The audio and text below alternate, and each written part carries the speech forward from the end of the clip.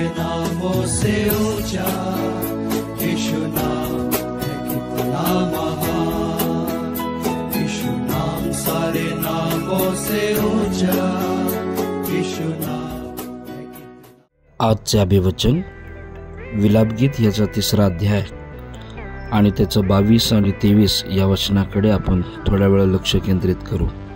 त्या ठिकाणी येण्याप्रमाणे म्हटलेलं आहे, आम्ही भस्म झालो नाही ही परमेश्वराची दया होय, कारण त्याच्या करुणेत खंड पडत नाही, ती रोज सकाळी नवी होते, तुझी सत्यता थोर आहे। प्रिय बंधू आणि भगिनींनो, ज्यावेळेस आम्ही ह्या विलाप गीताकडे ज्यावेळेस आम्ही लक्ष केंद्रित करतो, आम्हा सर्वांना माहिती आहे इर्मियाच्या असणाऱ्या ह्या काव्यात्मक लिखाणाकडे ज्यावेळेस आम्ही लक्ष केंद्रित करतो, त्या ह्या असणाऱ्या विलाप गीतामध्ये तो बऱ्याच गोष्टी ह्या ठिकाणी शोक करत किंवा विलाप करत ह्या ठिकाणी काही गोष्टी लिहित आहे। तसं बघायला गेलं तर विलापगीत ही एक दुःखी अंतकरणाने किंवा दुःखाने काव्यरचना केलेली इर्मिया संदेष्टाने ह्या ठिकाणी आम्हाला दिसते। जेव्हा यरूशलेम ख्रिस्तपूर्व 586च्या दरम्यान बाबेलच्या सैन्याने ज्यावेळेस नष्ट त्या ठिकाणी केलं होतं, मंदिर उद्ध्वस्त झालं होतं, लोक बंदिवासात गेले होते आणि संपूर्ण देश हा एका शोकसागरामध्ये आणि एका वेगळ्या प्रकारच्या अंधकारामध्ये ज्यावेळेस बुडालेला होता, अशा परिस्थितीमध्ये सुद्धा, अशा विनाशाच्या असणाऱ्या मध्यात सुद्धा इर्मिया देवाच्या असणाऱ्या त्या अद्भुत अशा अभिवचनावर त्या ठिकाणी विश्वास ठेवत असताना, कार्य करत असताना तो आम्हाला दिसत आहे। देवाचा एक विश्वासू स्वभाव आम्हाला ते या ठिकाणी दाखवण्याचा कसोशीनं तो प्रयत्न करत आहे। तो दुःखातून असा विश्वास व्यक्त करत आहे की परमेश्वर अजूनही दयाळू आहे, परमेश्वर अजूनही त्याच्या अभिवचनाच्या द्वारे आम्हाला मुकुटमंडित करणारा, आम्हाला आशीर्वादित करणारा आणि त्याच्या करुणेच्या द्वारे रोज आमच्या जीवनामध्ये नाविन्याने आशीर्वाद देणारा तो आमचा देव आहे। याची अनुभूती तो स्वतः घेतो आणि इतरांना त्याच्या असणाऱ्या वक्तव्यावरून तो ह्या ठिकाणी त्या गोष्टी प्रगट करत आहे। आणि म्हणून ज्यावेळेस आम्ही ह्या विलापगीताच्या असणाऱ्या 3ऱ्या अध्यायाकडे ज्यावेळेस आम्ही येतो, या 3ऱ्या अध्यायाकडे जर बारकाईनं बघितलं तर बऱ्याच गोष्टी नकारार्थी दृष्टिकोनातून विलापाने, दुःखाने, शोकाने तो ह्या ठिकाणी बोलत आहे। आणि ज्यावेळेस आम्ही 3ऱ्या अध्यायाचं वाचन करत मनन करत ज्यावेळेस आम्ही 21व्या वचनाकडे येतो, त्यावेळेस तो म्हणतो, हे मी मनात आणतो म्हणून मला आशा आहे। या दुःख जरी आहेत, वेदना जरी आहेत आणि जरी एक प्रकारचा विलाप त्याच्या अंतःकरणामध्ये आहे, तरी पण त्याचा परमेश्वरावर असणारा निस्वार्थ विश्वास, प्रगल्भ विश्वास, धैर्यशील विश्वास तो ह्या ठिकाणी प्रगट करत असताना आम्हाला ह्या ठिकाणी दिसतो। आणि तो त्या 21व्या वचनामध्ये स्पष्टपणे आम्हाला बोलताना दिसत आहे।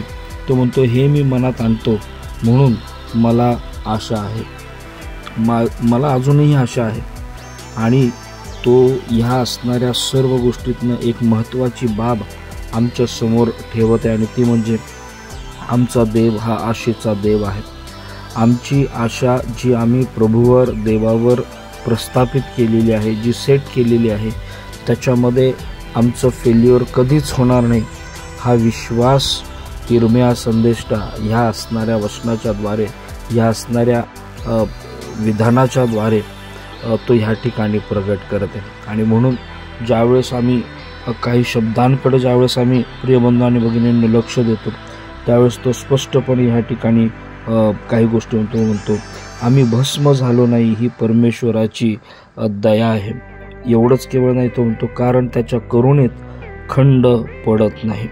प्रियबंधू आणि भगिनींनो, ज्यावेळेस आम्ही करुणा हा शब्द ज्यावेळेस आम्ही घेतो, त्यावेळेस करुणेसाठी किंवा दयेसाठी जर आम्ही बघितलं तर त्या ठिकाणी रेकॅमेम हा शब्द त्या ठिकाणी हिब्रूमध्ये वापरलेला आम्हाला दिसतो।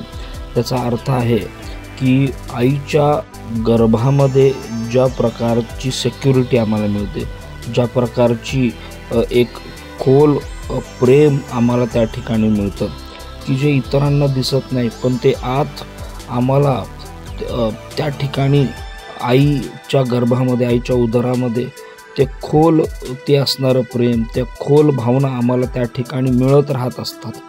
आणि म्हणून त्या प्रकारचं आमचं नातं देवाबरोबर असणं गरजेचं आहे. त्या प्रकारचं कार्य देव आमच्या जीवनामध्ये करत राहतो.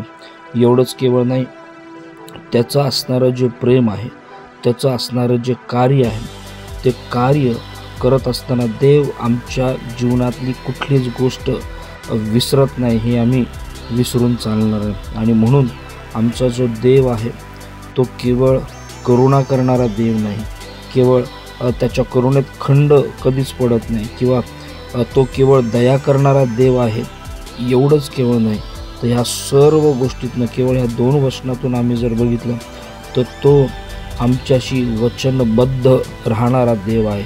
ही इज अ कॉव्हेनंट गॉड. तो करार प्रस्थापित करणारा देव आहे.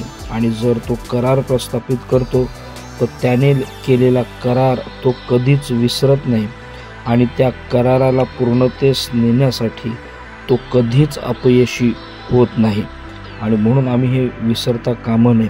मला हे वचन फार सुंदर रीतीने आवडतं की त्या 22व्या वचनाच्या शेवटी तो म्हणतो, कारण त्याच्या करुणेत खंड पडत नाही. ती अखंड रीतीने आमच्या जीवनामध्ये कार्य करत असते. आणि म्हणून निर्गमाचं पुस्तक ह्याचा 34वा अध्याय आणि त्याच्या 6व्या वचनामध्ये जर आम्ही बारकाईनं पाहिलं तर त्या ठिकाणी देवाचं वचन आम्हाला सांगतं, परमेश्वराने त्याच्या समोरून जाताना अशी घोषणा केली, परमेश्वर दयाळू व कृपाळू देव, मंदक्रोध, दयेचा व सत्याचा सागर, हजारो जणांवर दया करणारा, अन्याय, अपराध व पाप यांची क्षमा करणारा, पण अपराधी जनाची मुळीच गय न करणारा, असा तो वडिलांच्या दुष्टाईबद्दल पुत्रपौत्रांचा 3ऱ्या व 4थ्या पिढीपर्यंतही समाचार घेतो. हा दयेचा सागर, हा करुणायुक्त असा आमचा परमेश्वर, जो आजही त्याच्या करुणेमध्ये कुठल्याही प्रकारचा खंड पडू देत नाही. प्रियांनो, मला तुम्हाला आज आपल्या जीवनातलं एक वास्तव तुमच्यासमोर ठेवण्याची इच्छा मी बाळगत आहे. आणि ते वास्तव हे आहे की अनेक वेळेस ह्या सध्या पोस्ट मॉडर्न युगामध्ये, ह्या असणाऱ्या कॉम्पिटिटिव्ह वर्ल्डमध्ये आम्ही जीवन मार्गक्रमण करत असताना किंवा मार्गक्रमित करत असताना आमच्यासमोर बरेचसे आव्हानं आहेत. आणि अनेक वेळेस आम्हाला असं वाटतं की कदाचित ही गोष्ट आता इथेच संपेल, कदाचित ह्या गोष्टींचा किंवा माझ्या असणाऱ्या फ्युचरिस्टिक होपचा कदाचित ह्याच ठिकाणी दी एंड आहे.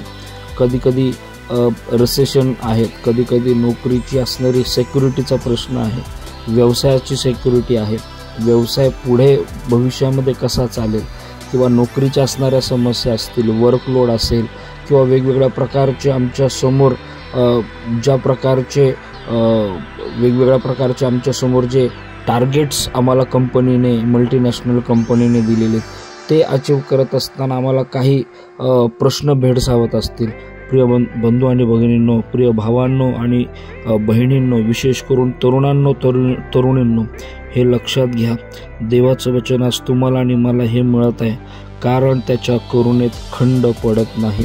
कदाचित तुम्हाला वाटेल की जग तुमच्या असणाऱ्या गोष्टी ह्या ठिकाणी द एंड करेल, कदाचित तुमची नोकरी द एंड होईल, तुमच्या असणाऱ्या गोष्टी त्या ठिकाणी संपुष्टात येतील. प्रिय भावांनो आणि बहिणींनो, हे लक्षात घ्या, देव त्याचं कार्य तुमच्या जीवनामध्ये कधीच खंडित करणार नाही.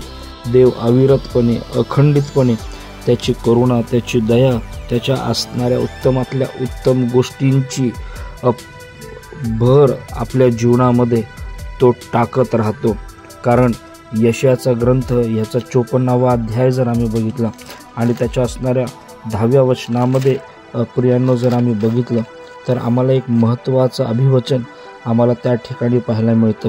त्या ठिकाणी देवाचं वचन आम्हाला सांगतं, कारण पर्वत दृष्टीआड होतील, टेकड्या ढळतील, परंतु माझी तुझवरची दया ढळणार नाही, माझा शांतीचा करार हलणार नाही. असे तुझवर करुणा करणारा, परमेश्वर म्हणतो. हे लक्षात असू द्या प्रियांनो, की देव आजही आमच्या जीवनासाठी, देव आजही आमच्या पारिवारिक जीवनासाठी, आमच्या वैयक्तिक जीवनासाठी, आम्ही ज्या ठिकाणी आहोत त्या ठिकाणी देव आजही आमच्या जीवनासाठी अखंडित रीतीने न डगमगता, न थकता तो आजही आमच्या जीवनामध्ये कार्य करत आहे. कारण स्तोत्र 138 आणि त्याच्या शेवटच्या वचनामध्ये त्यात स्तोत्रकर्ता दावीद राजा असं म्हणतो, परमेश्वर माझ्याविषयी सर्व काही सिद्धीस नेईल. हे परमेश्वरा, तुझी दया सनातन आहे, तो आपल्या हातचे काम सोडू नको.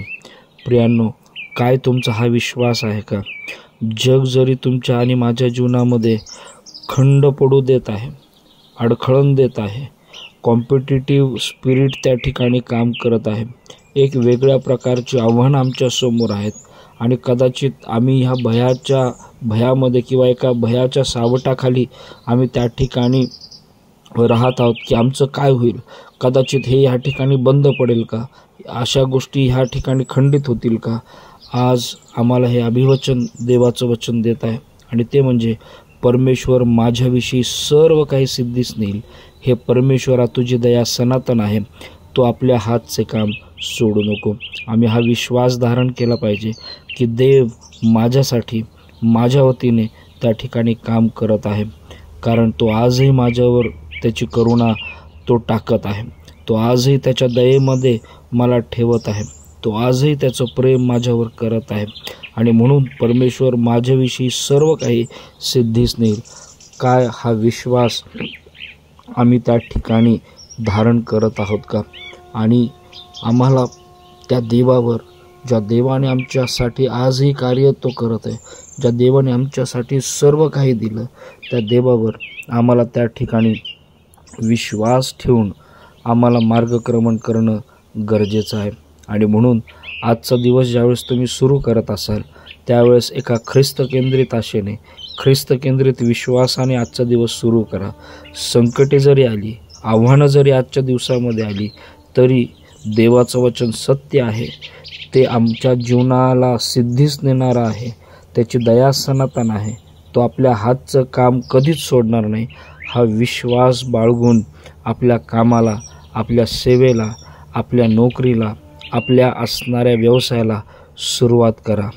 देव तुमच्या बरोबर आहे, देवाचं अभिवचन तुमच्या बरोबर आहे, देवाच्या असणारी करुणा की ज्याच्यामध्ये कधीच खंड पडत नाही, ही करुणा तुमच्यामध्ये कार्य करत आहे.